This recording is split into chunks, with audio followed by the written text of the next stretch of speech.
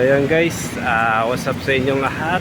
At maghanap kami ng 7-Eleven para maghulog dun sa Supra GTR 150 natin. Ayan, maghanap kami ng 7-Eleven. Saan ba kaya meron din? Sama pala natin yung aking jowa. Ayan.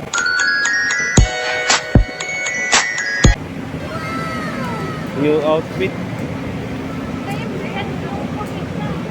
Dito pala ako ngayon guys sa sa Eastwood Mall.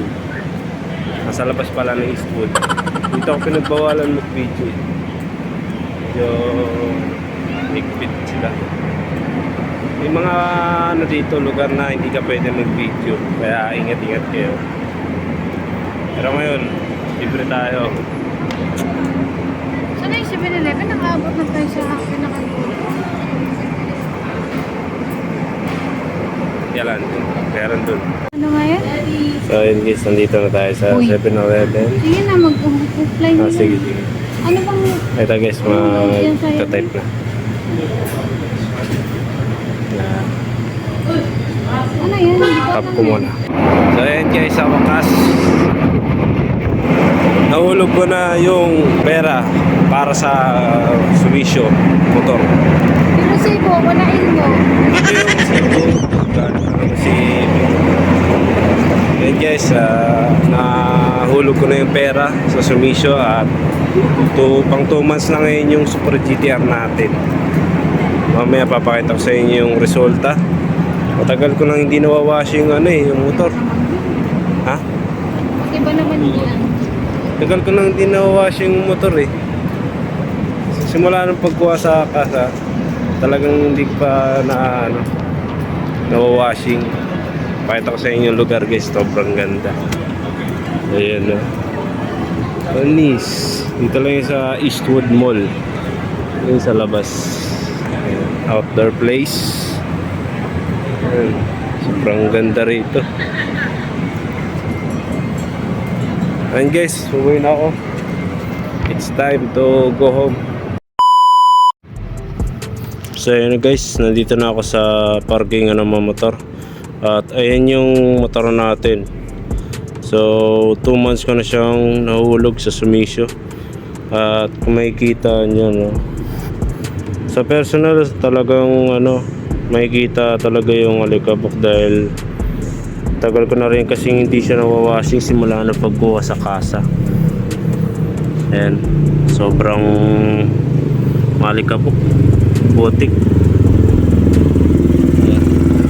Radiator cover niya hindi ko pa siya nakakabitan dahil wala pa tayong budget.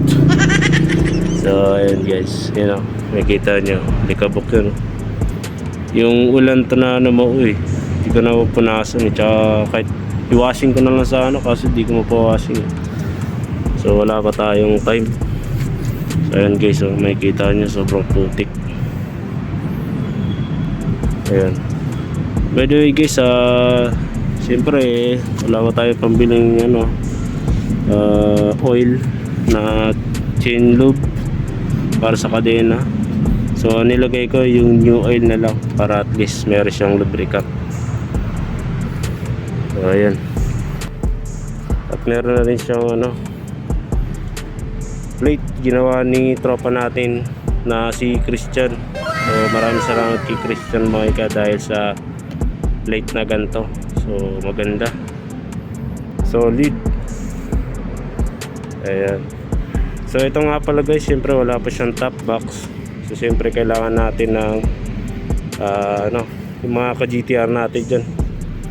Ito ginagawa ko, kumuha ko ng eco bag para paglagyan ng kapote.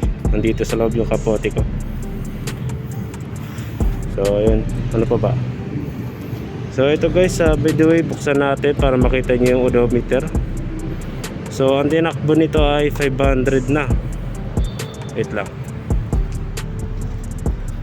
Ayan, 544.4. So hindi ko pa siya na first change oil dahil may pasok pa ako bukas. So Thursday pa change oil ko na siya. First change oil yan mga guys, brab, yeah. So by the way, pasensya na sa ating camera dahil Alam niyo naman, cellphone lang aking gamit simula pa nung una. So ayan. By the way, yung helmet ko, ito yung libreng helmet ni Super GTR, free helmet. Kumuha ko sa Moto Express. Yan. Sobrang ganda rin, tibay. Nahulog ko na ito isang beses, pero yung akala kong basag na siya, pero hindi, talagang solid, ganda. So ayan guys, kailangan ko na umuwi. So maraming salamat sa panonood. At syempre, huwag niyo kalimutan mag-subscribe sa mga hindi pa nasa-subscribe. At syempre, lagi kong i-update dito sa motor natin. So ayan, alis na ako guys.